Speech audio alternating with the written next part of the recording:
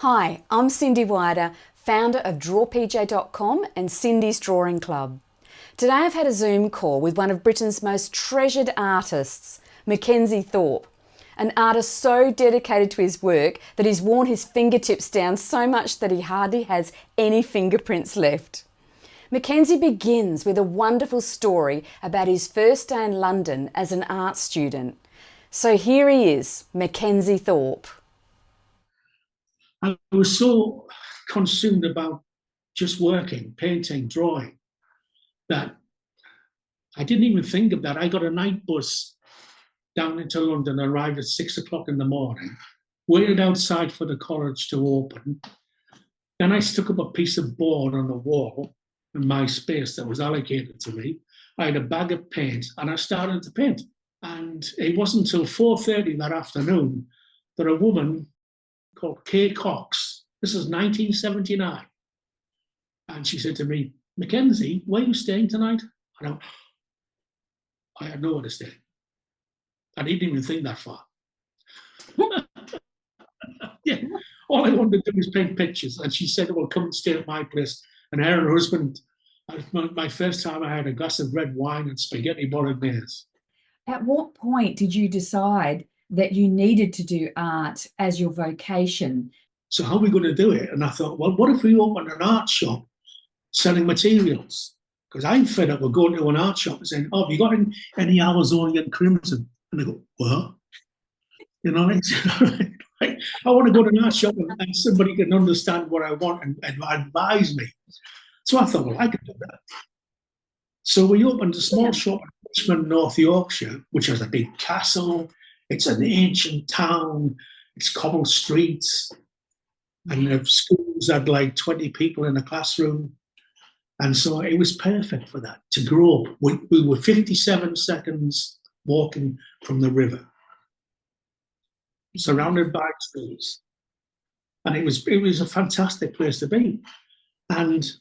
But the business started to fail from day one because, yes, there's a lot of artists in the area, but they might buy one tube of white paint and it will last them 12 months.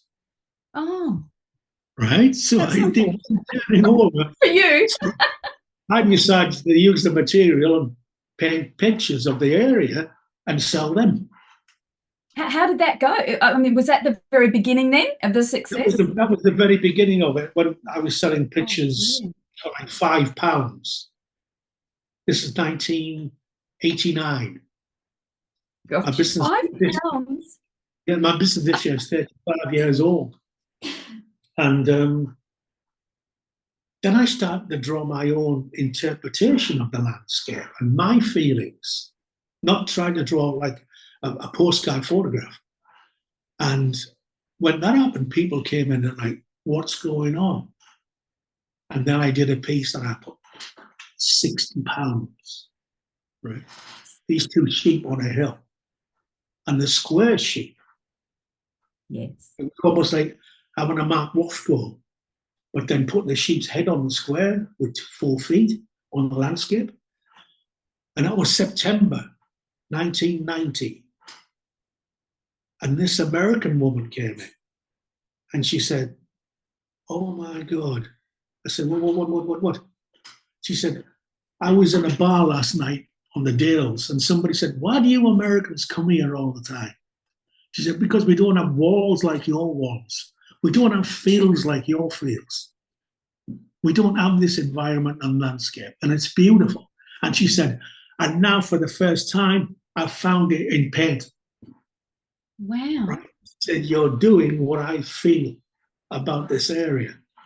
And so she bought the £60 piece. And then the radio heard about me, the press started to print about me, the man that draws square sheep. Now it's successful, people queuing outside from all around the world to come buy this man's work. And then it just went, and you got agents and galleries. "Can we show it? Can we have it? Can we do this?" And one day, 2 Americans just turned up at the space, the shop. The shop was only 17 feet by 12 feet, but a window straight onto the street, so everybody watched me drawing. And Wow. these two Americans came in and said, "We think that you're the painter of hope, and we want to represent you." And soon as one of them told me that he was Salvador Dali's manager, I said, "Whoa, that's interesting." Oh my God. So, Mackenzie, you've been telling us about the time where you created your most inspired work. So it was no longer about just the picture and creating the landscape and the picture before you. It was painting emotions and feelings. It's like a language, isn't it? Yes, yeah, I didn't drop the motif.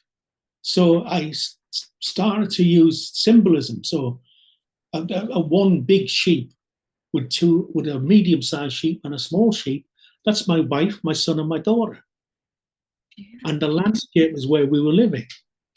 And then my job was to create and look at these things that we were sharing and developing in our lives, and then put them in the pictures in a language that people would understand. So people coming to Yorkshire would see these sheep, then they'd find them in my gallery and go like, "Oh wow, look, there's the kindness, there's the happiness, there's the softness, etc., etc."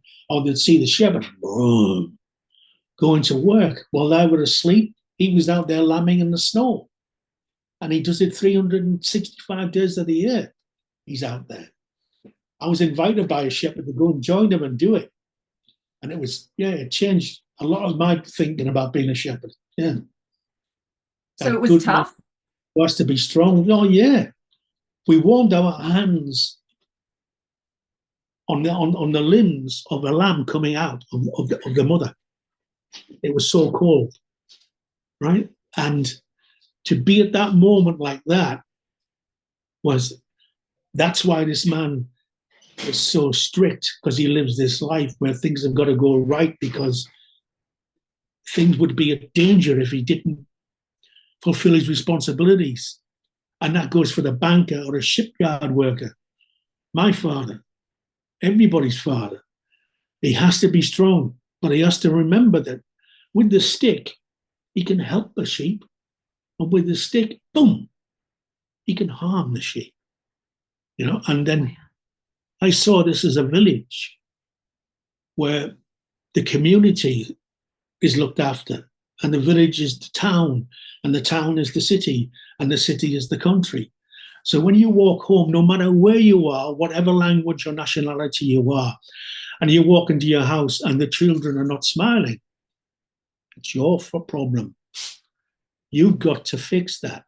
So you've got these sheep going across the moors, and the snow's hitting them like this, and the shepherd's going through it, and the sheep are all smiling because they've got no fear. They're not frightened they're going to get cold, or they're not going to get home tonight, because Dad's going to get us there. Yeah. Trust. And that's, yeah, trust. And like, we know he's going to come home and look after us and do that. Like my dad, we didn't have we had one holiday. I was telling somebody the other week, I was in New Orleans doing an exhibition, and every day we're in restaurants. And I said, as a child, we went to a restaurant once in all my childhood. I left home when I was 21. So 21 years, we went to a restaurant once. But we had everything that we needed. We didn't have 3 or 4 pairs of trousers. We had one. That kind of thing. One pair of shoes. But we survived, and we didn't go to prison, and we didn't take drugs, and we weren't violent. And we all managed to grow up and have families and children. And I've got 4 grandchildren, and my mum and dad didn't have much, but they gave us a hell of a lot. So can we just sort of move on now and look towards the actual creation process of your art itself? Do you have a favourite medium or not? Yes, I discovered when I was working in the shop studio, because people could come in. I used to sell greetings cards and things like that, and they would come in the shop. So I couldn't use oil paint because of the smell, and I couldn't use acrylic because it sticks on everything, and you can't get it off. Right. So there was some pastels I was selling on the shelf, and so I used them. At college, the pastels were really bad. The quality was no good, but I was selling good quality pastels, right? Do you remember the brand? Yeah, Rembrandt. Oh, Rembrandt. They're beautiful, aren't they? Yeah, They're so yeah. soft. That's right. Yeah. Is that what you still use, Mackenzie? No. What happened I- was a rep came in and he said, "Have you heard of this man called Unison?" And yes, I have heard of it because I was commissioned to do this. What's the word? How to show how to use acrylic in a very early. When was it?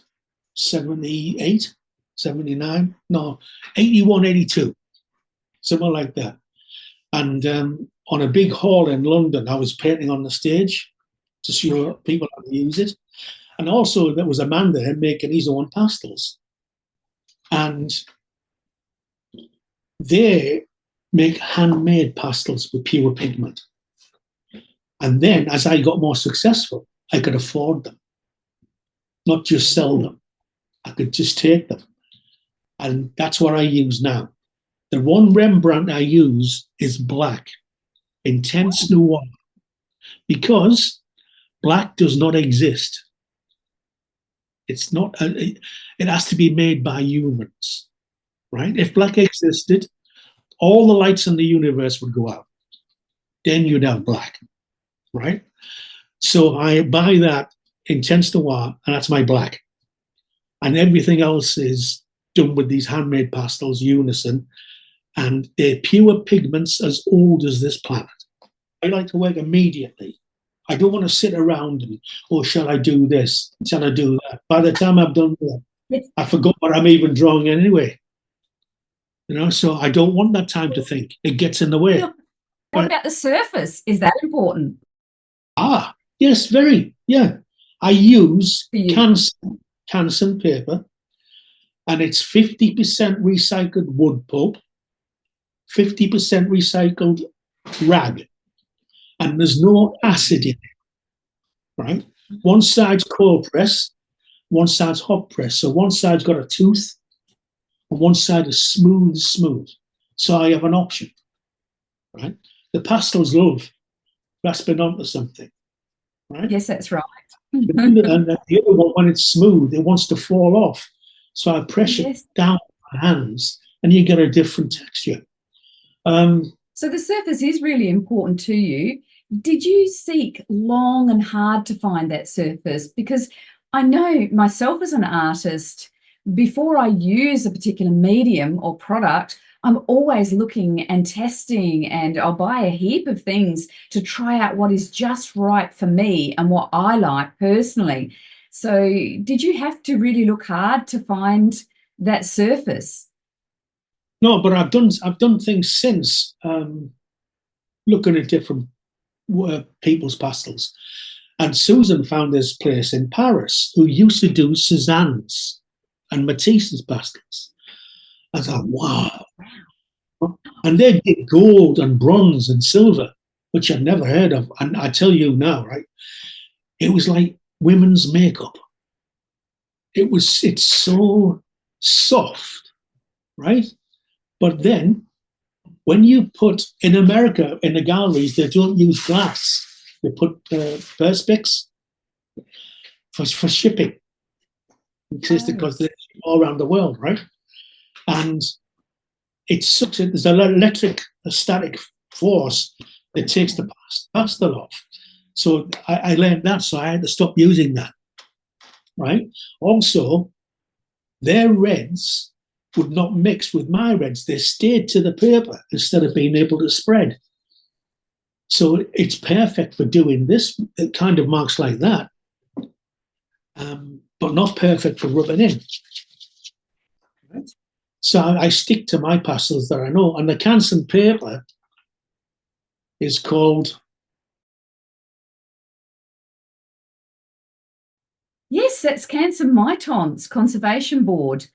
But one thing I noticed, Mackenzie, when you're using your pastels, you use your whole hand, the palm of your hand. And I always thought that the oils in your fingers would make the pastels repel. So how does that work? You know, do your oils stain the page? The oils in your fingers stain your page at all? Tell me more about that. No, no, no, no, Obviously no, not. no, no, no. The only thing that gets in the way is blood. Oh, Using the rough surface, and if you do, it doesn't happen so much now because my fingers have got really thick, and I've lost most of my, it's very shiny. I've lost most of my fingerprint. But at the early days, it would bleed quite quickly, and the blood would turn black, and you can't get it out. oh no. I don't want to feel sorry for you because I'm worried about the art. Yeah, no. I get comments back. What's this mark? Oh, it's my blood. Oh, wow. We've got your blood in my picture. Like, so, Yeah, okay, that's right. right. Yeah. Oh, that's true. That you got something of DNA. I did a huge gouache painting once for a wine company. And years later, he rang me and he said, there's kind of like fungus growing on the picture. And I thought back and paintbrush one like this, right? And it started to grow bacteria. And when I told him that, he was over the moon. He loved it. So there you go. Yeah, they have a little piece of you, don't they? How special is that? That's what they think here. They make something out of it. So good, we're all happy. Good, good, good. So I've got some other questions that I wanted to ask, and oh gosh, I had so many, but you've been naturally answering them along the way, which is absolutely wonderful. One of the things, though, that I'd love to know is the wonderful Big Head series that you draw. I love them. And how did they first begin? I was frustrated. I'm dyslexic. And my son was having problems at school. And we found out that he's dyslexic, right? But the teachers didn't want it, especially the headmaster. And they would more or less wanted to push it aside than look at it and help and support. And I went one day, and I'm even sure it's a Tuesday, I went and I got a piece of paper and I did that. And I put sort of 1 mark, 2, 3, 4 marks. That's all it was. And I thought, every child is born with a big head. Not one child is born sexist or homophobic or, oh, I don't like green, I don't like blue, I don't like flying, or I don't want to do that. And the head gets smaller and smaller and smaller and smaller. And when they get to 45, they wake up and like, what? What have you done in your life? Nothing. It just got smaller and smaller. And I thought, people like Owen, our child, he's the same as all the children were born the same, so was I. Why did she be pigeonholed so quickly? By their peers, or by their family. No, don't go and play with him over there. He's got green hair. You don't want to play with him. All these attitudes like that, instead of allowing their dreams to come true and hopes and try and discover things themselves. And that gave me the opportunity then when a gallery would say, well, what's about the big heads? What's this about? I would say what I've just said. And then I'd be invited to educational forums, dyslexia institution forums, where there's mothers and fathers going through the same thing. Also educational psychologists, right? And I would do my talk about things like that. Wow. I remember being in Japan at a forum about childhood. I was on the front cover of a national health magazine for 24 months. My work on the front cover each month was a big-headed child smiling. And when I put them all on a table in Japan in this big forum, the Minister of Education, dyslexia, or people trying to raise awareness of dyslexic problems, and I was doing that with a charity called Edge. And I said, what do you think of these? And eventually people started to talk about beautiful and innocent and happy. So I said, why do we harm them? Mm. When are we going to stop harming our children? Yeah. You know, war, starvation, you can't get a glass of water in Africa. What's going on? And it made me be able to point these things out and bring that conversation to the table. There was nothing for dyslexics in Japan. Now there's satellites all across Japan. It was recognized in Japan. When I went to New Zealand and worked with a guy there called Guy, and he wanted to do it in Australia, in New Zealand, and so we got it recognized by the government in Australia, in New Zealand, and then it went on to Australia. And so by using that argument and people seeing the graphic, it made them think differently. It's incredible the change that you've affected because of that one movement, that one big. Yes, you think about it like that. Yes, yeah. That's all it is. That's incredible. You've just summarized the moment that it happened. Yeah. What a privilege to hear that. Thank you. And when you're what's the word? Conferences, and as people in the audience have gone through so much because of the attitude in the 1960s. So like these people like that, and seeing the work and go like, there's hope, you know, and that's what it's about. Do you ever go through times where you do struggle, like you procrastinate, where you can't think of something to do or create? Or if you do, how do you overcome that? It's happening more as I'm getting older, right? Before I would just run at a piece and boom, be straight in there, you know. But now, you know, struggle a bit with the limbs and things, you know, getting older like that. So I can't do as much. And that upsets me a bit, that I'm not able to do what I want to do. But most of the time, it doesn't turn off. It won't leave me alone. And so when I go to work, I try to empty myself of everything. I don't want anything inside my head. I don't want to know what I'm going to draw. And I love to draw to music, right? And so my studio is, there's maybe 1,000 or something CDs, and now I've got Alexa. So I've got the world of music. And what I try to do is use that as a soundtrack. I have a mood. Is it that mood? Is it that mood? Is it this? You know? Do I want to smile and laugh?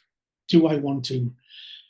Waiting to do this, I've got a picture that I've started, right? But I don't want to touch it until I've finished this interview. So I listened to Tommy Cooper to have a laugh, right? And I want to bring some of that laughter into the work. How I'll do it, I don't know, but I want to, right? So there's my start. Yes. And I'm responsible. There's 10 staff in the world of Mackenzie Thorpe, and there's galleries and agents. So you can't just take a day off or go on this because you want to, right? You've got to go to work, like a plasterer or a bricklayer. But I'm fine with that because that's how I was brought up. Go to work. And Van Gogh said, if you can't work, go to work. You know, and that's my attitude basically. I try to do that. I go home earlier now because I can only do so much. But what I'm doing is more and more depth than I've ever done before. What do you mean by that? Can you elaborate on that more? If I was to draw a landscape 20 years ago, say, in that much space on the painting, I might get 20, 30 different clouds moving in. Now I'll get 60, 120. Deeper and deeper and deeper. And it's not all about what you're putting in, it's what you're taking out. And I draw sometimes upside down to get the way I want the clouds to move. And then I don't just draw the positive. I draw the negative to make this cloud move like that. Instead of putting the color on the cloud, I put the color on behind the cloud. Right? Matisse said, you put your hand on the wall, draw the wall, and the hand will take care of itself. Yes. Monet said, don't draw the water. Draw what you see in the water, and the water will take care of itself. Now, I've just done a show in New Orleans, and that's what it's about. The reflections making the picture. And the solid, they're not solid, they're an illusion in a sense. You can put your hand right through it, but in a picture, they're alive. They are solid. You know? So I'm discovering all the time, all the time. I don't stop discovering. I'm pushing myself.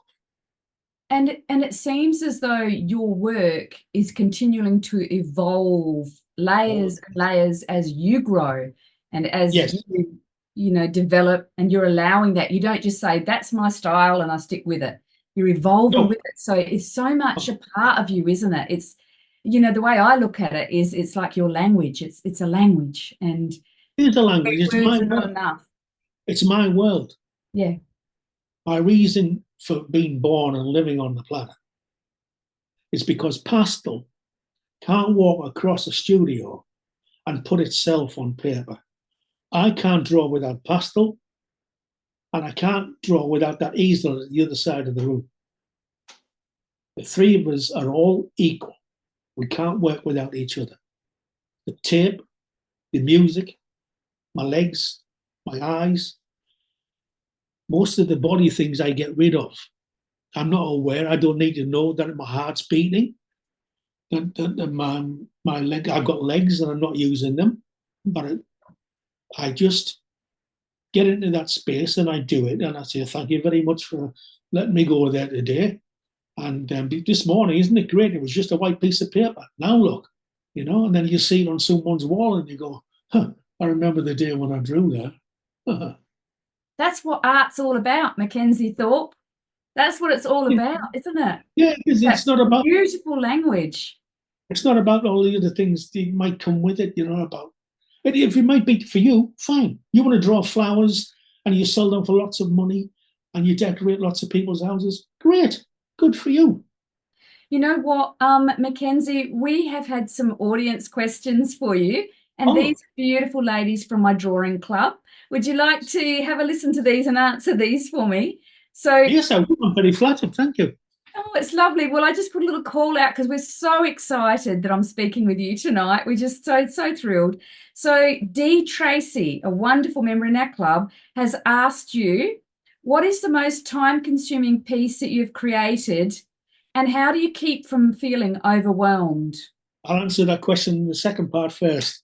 I'm never not overwhelmed.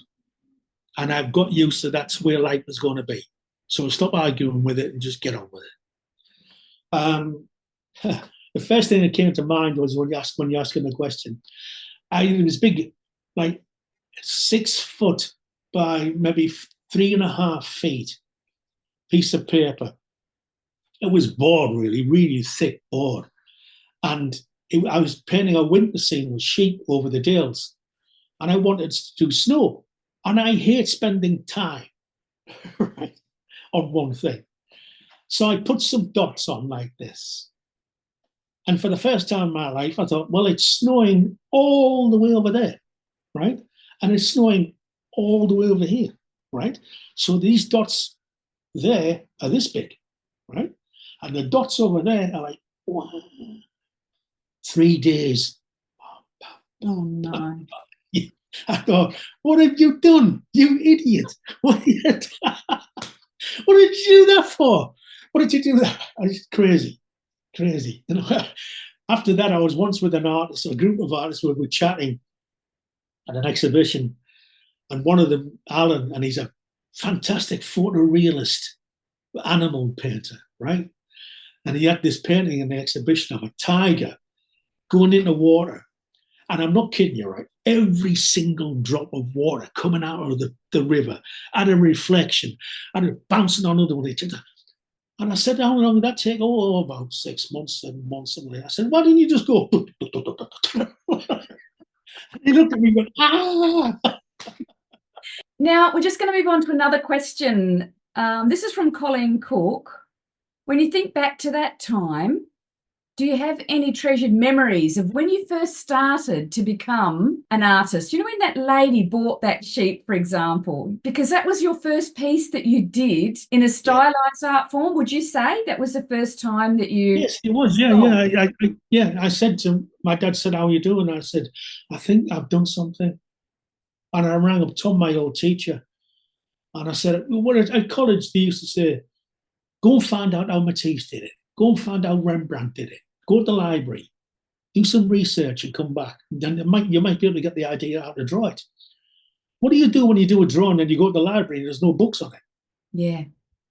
Mm-hmm. You know, I said this to Tom, and Tom says, "That's the job of an artist, to try and communicate.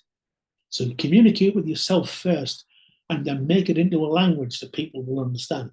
It's just another language." So what's that the would question? be a treasured memory. No, the treasured memories are something like, so like you finished the day's work, you've had your photograph taken 20 times, you've sold work out in your little tiny space. It's only 2 years, 3 years into the business, and people coming from all over the world to see you and that. And then you go home, and I remember I just go home and cry Why? because I didn't know what to do with it. Like, who am I? You know, it's only past. Tom used to say, it's only pastel on paper at the end of the day. You know, and he said, what people do with it, that's theirs, right? And then I was in danger of taking what they are on to me, and that was the wrong thing to do. So I got confused. Can you tell me more about that? Yeah, and then I met another guy who said, you know, he's a very famous man. He said, when I look in the mirror, I don't go, whoa, look at that star, right? He said, no, I just carry on shaving. Right. Because you're not changed. I drew pictures all my life. My mum didn't pin one on the wall because she just thought drawing's keeping me quiet. Right? The school thought I could draw because I could draw, because I could do nothing else. I wasn't celebrated for it. Now all these people are coming and like spending good cash on my work, saying I'm the best thing in the world and this and that. Can we have your photograph? Can we do this? But I haven't changed at all, and I'm not going to change at all. I'm not going to let it change me at all. And that's what we love about you, Mackenzie Thorpe. And that's, I suppose I was glad when it happened, when this thing called success happened. I have 2 children, a great, fantastic, incredible wife. And this year's our 45th year of wedding, married. Congratulations. And so if I hadn't got that, then maybe I'd have went up the wall. So you might think your groundings are humble, but that humility can get you through the confusion and the glitter of the non-reality and keep your feet on the ground. You see my pictures with kids with big shoes on. Grandma, go to our college, but don't get too big for your shoes. So it's a great thing that you've had all that loving support. Now, I've just got another question for you from one of my mentored students. Peter Turner is asking this question. She says, what is your best advice for beginning aspiring artists? Now, it is a question that many, many people ask. So I'm interested to see what your response is to that. Is there a beginning? Is there an end? Is there a middle? No. You've been an artist all your life. We all are. We're all artists in different ways. Creativity goes right to the top bank manager, right to the guy. There's a hole in the ground. Yeah, well, how are we going to sort this then? Right? That figuring things out, that thing that makes you a human being. A camel doesn't walk past a hole in the desert and think, oh, I think I should put some foundations in there to build a house. No, they don't. Right? So that's brilliant. Artist is just a word, A-R-T, when you see it written. Somebody said, how do you draw love? What's the answer? If I draw people kissing, that's two people kissing. If I draw two people holding hands, that's two people holding hands. How do you draw love? Everybody's got their own interpretation. I hope you enjoyed learning about Mackenzie Thorpe, one of my favourite great masters of our time. Do you have a suggestion for a great master for me to interview? If you do, write it in the comments below. I'd love to hear from you. Thanks for watching. Be sure to like and subscribe. And if you want to see more artist interviews, then click here.